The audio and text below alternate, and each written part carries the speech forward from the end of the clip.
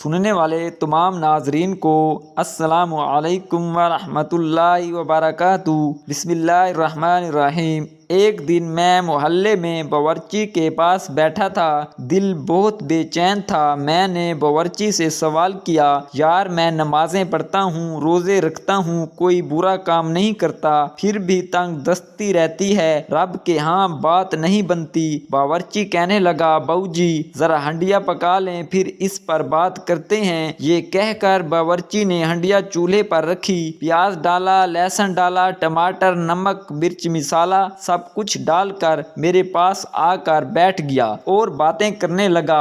باتیں کرتے کرتے اچانک میری نظر چولہے پر پڑی، دیکھا باورچی آگ جلانا بھول گیا۔ میں نے اس کی توجہ دلائی تو کہنے لگا، بہو جی ہنڈیا میں سب کچھ تو ڈال دیا ہے، پک جائے گی۔ میں نے کہا، آگ نہیں جلائی تو ہنڈیا کیسے پک جائے گی؟ جواب میں کہنے لگا، بہو جی جس طرح ہنڈیا میں سب کچھ موجود ہونے کے باوجود آگ لگائے بغیر ہنڈیا نہیں پک سکتی، بالکل اسی طرح نماز، روزہ، زکوٰۃ، خیرات کرنے سے اس وقت تک کچھ حاصل نہیں ہوگا جب تک اپنے وجود کو تقویٰ اور پرہیزگاری کی آگ پر نہیں چڑھاؤ گے، اور یہ آگ آپ کے ضمیر اور کردار نے لگانی ہے۔ غصہ، غیبت، حرص، منافقت، ہوس اور بغض سے جان چھڑاؤ، اپنی ذات کو مخلوق کی خدمت کا تڑکا لگاؤ، تب جا کر وجود کی ہنڈیا پکے گی، پھر بات بنے گی، پھر اللہ سے رابطہ ہوگا۔